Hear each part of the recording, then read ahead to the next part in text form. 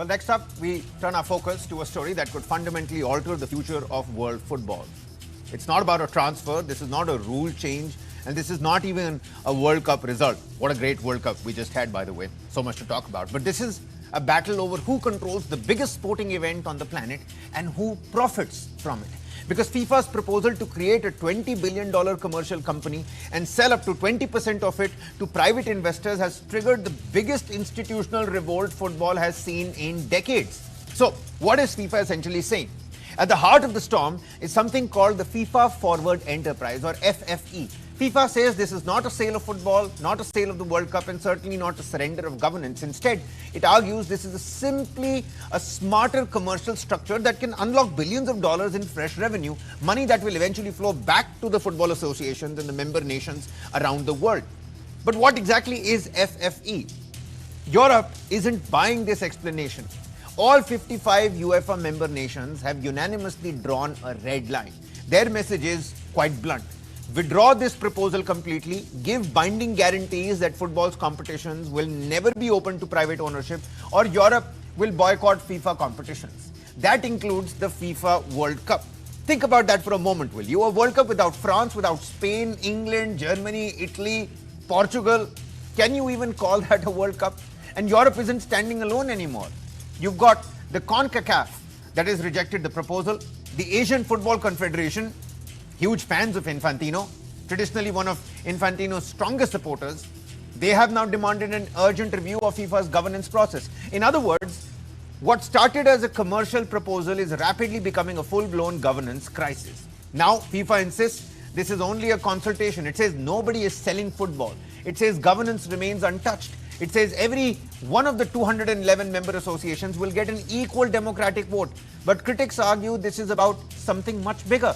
Will private investors eventually demand bigger tournaments, more matches, more commercial inventory, and ultimately more influence over football's biggest competition, spoiling the game, the public game, the big, beautiful game that we all love?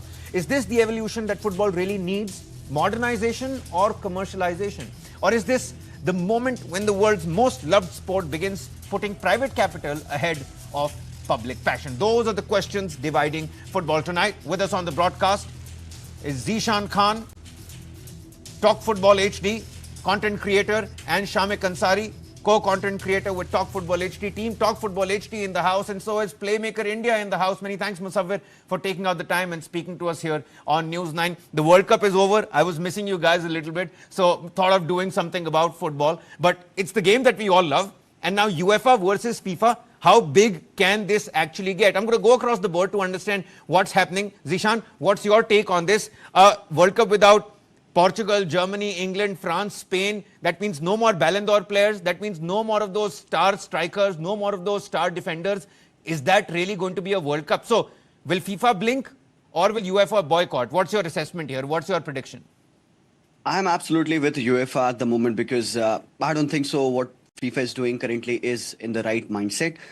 We have seen one of the senior advisors of Infantino, Carlos, resign because he was not agreeing to what Infantino was planning out to do. And because as much as Infantino can sell this, that this will benefit the member associations, we don't know how much transparency they will have. They promise that the member association will get so and so amount of money, but how much money is Infantino and his team making from this? See, the World Cup happened in 2026. It was one of the most, or should I say the most profitable World Cup, because we saw so many ads, so many sponsors. Even we saw the hydration break turn into the commercial break. And there was a lot of money invested, and FIFA made a lot of money through it as well. But now to call on the fact that we can monetize this more, like what if the investors come and say, okay, you know what, let's make the FIFA World Cup happen every 2 years. What's then now? Who is taking care of the players? They play already so many matches. There are so many injuries, fatigue, the whole season is filled with so many games. And what now if the private investors come and say, you know what, we're gonna do this?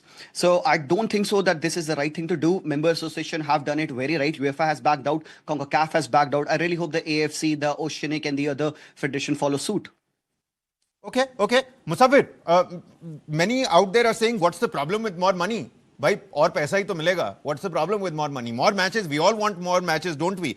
I mean, I love those players. I'm emotional about those players as well. But I don't mind them playing every other day as well. I understand they're human beings, but isn't that a logical point? More money, more matches, more profit for every of those member nations. Well, first of all, let's understand the checkbook diplomacy, what's going on in FIFA right now. Okay? First of all, football should be the center stage, not investments, not the businessmen. Now, the Okay. FIFA, what they have done is they have kind of commercialized the World Cup also.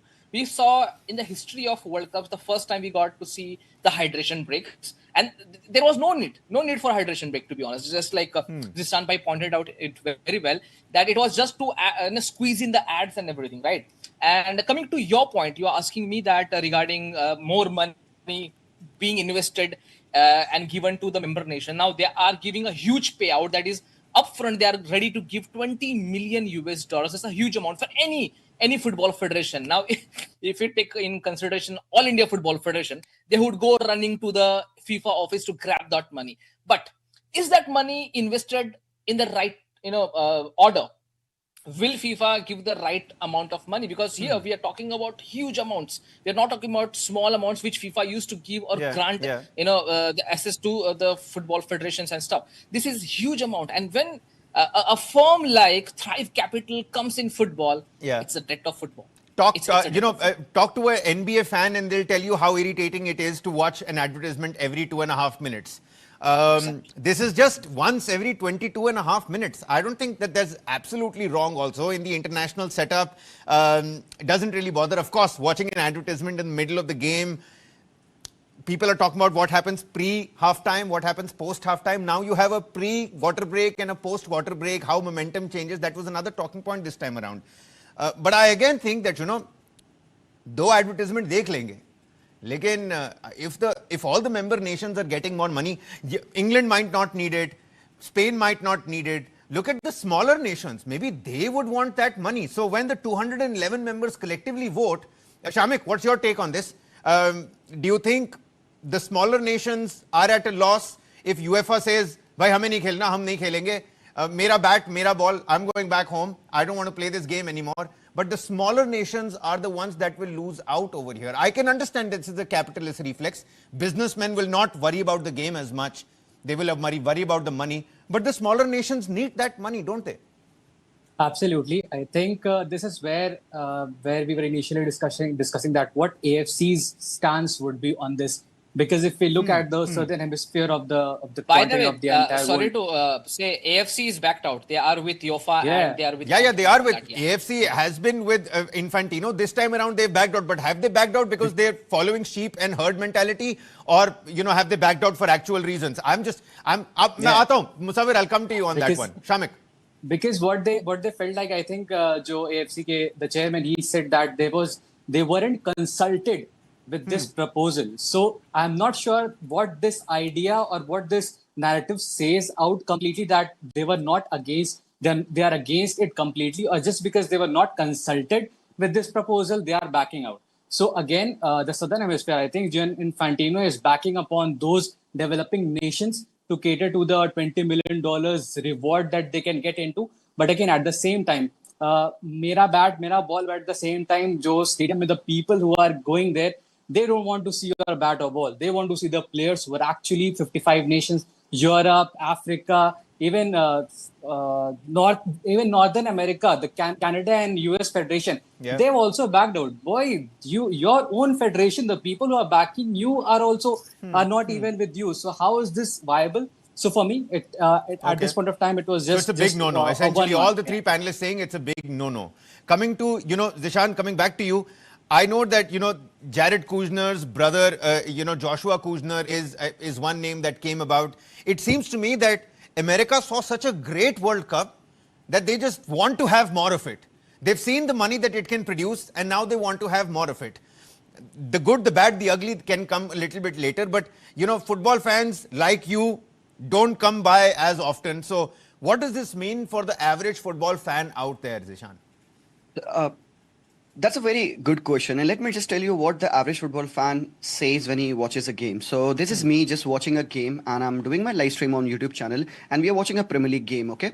So around 25, 30th minute, the screen gets cut half and there's a L-shaped advertisement coming on the left-hand side. The commentary is stopped at that moment. And then we are like, oh, wait, what's going on? I can't hear the commentary. I can't see the players because the screen is cut in half and I'm seeing a L-shaped banner over there for maybe some kind of particular brand. I don't want to name the brand, but it's like that. And that moment, it gets to you. You're like, wait, what's going on? We are watching football and just some random moment you get a L-shaped banner. So see, this is what a football fan thinks. He wants the game uninterrupted from the first minute till the 45 plus fifth minute. No interruptions there. Only interruption would be when the referee blows the whistle. This is the mentality of a normal football fan. And you're telling me that the private investors will not find moments to throw in more advertisements. See, we are okay with even advertisements. I'm not okay with the excessive utilization of the football players running as herd, playing n number of games, the best players getting injured just so that you want more matches to happen. That doesn't mean the best players shouldn't play in them.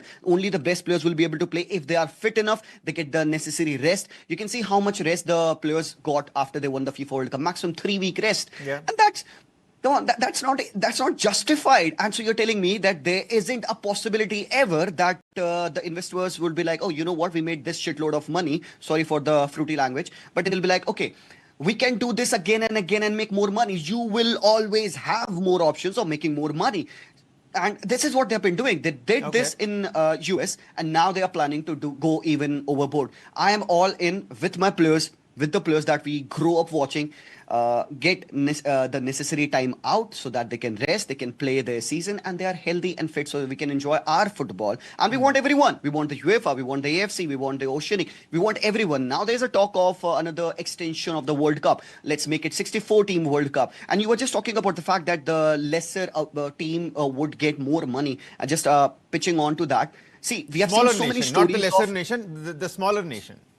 Exactly. Sorry if I misspoke. The smaller nations, they qualified in the extended format of the FIFA World Cup. You saw Bosnia qualify ahead of Italy, who are 4-time champions. And this was peak story. Did they need more money? Well, maybe a little bit more money would have helped them create better players. But these kinds of story, money can't buy. You talk about Congo, you talk about Cabo Verde, all of these smaller nations. I concede that point. I absolutely concede that point. I more than agree with you on that particular point. You're absolutely right. We've got a reaction from Xabi Alonso, you know, the new Chelsea manager, if I'm not wrong. Let's play that reaction out and then what does AFC stand here for, and with the AFC decoder coming with Musawwir on the other side. Here's Xabi Alonso first. Football has to be for the people, not in private hands, and I think that the way we love it is this way, and we have seen a great World Cup and some things that they stay the same way. It's good, so to defend the interest from all the people. I think that it's the common feeling of football people that we want some things that we keep in the hands of everyone, that it's for all the people. So hopefully it won't happen, and we will do it. We will keep the game as attractive and as authentic as we like it. Well, Musawwir, first and foremost, let me tell you, boys, I'm already, raring for the Premier League to begin. I mean, you've got Xabi Alonso at Chelsea now. That's going to be something to watch out for. And an in-form Cucurella back in the team with Enzo Fernandez as well. I can't even begin to tell you what Chelsea fans are feeling like right now. But coming back to this FIFA versus the rest of the world, the scorecard, it's clearly not in FIFA's favor. What about AFC, Musawwir? Help us decode that. Well, I'll tell you one thing, that AFC, like Shamik Bhai told, that they didn't get the time to see the ledgers and the documents, I guess. And that's why they are saying, yeah, we are with UEFA right now. It's like the pot calling the kettle black, you're understanding the reference. Because we have seen UEFA already has hyper-commercialized football. If you talk about AFC, they are not able to do that because there is a lack of awareness in AFC nations. And AFC right now is just riding on the Arab Football Confederation, not exactly on Asian Football Confederation. And that's the issue with AFC. That has been the issue with AFC. They are not able to model the AFC. They are not able to market it in a way, the way other confederations are doing it, right? So now AFC, I feel that they didn't get the right kind of idea of what exactly FIFA wants, and suddenly they got to hear the newses and the leaks Then now suddenly are like, we are with UEFA right now, we are with CONCACAF, because we are not going to get much of the help from FIFA. It's going all to the federations and stuff. So I think that's why AFC is backing out, not with the FIFA right now.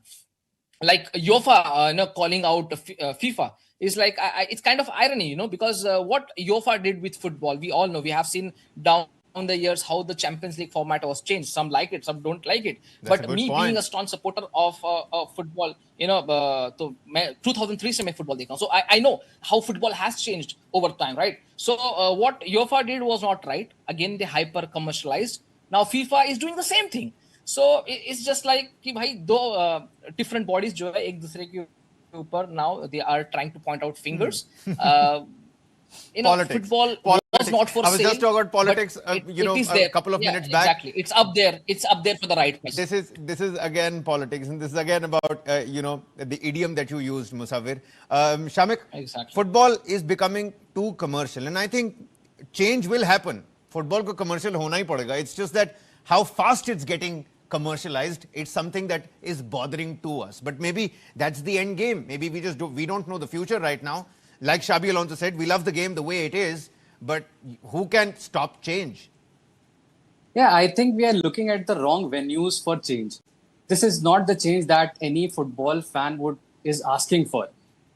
Even the commercialization, I would say, FIFA is already sitting on a pile of money. 16 billion was the revenue that they already had.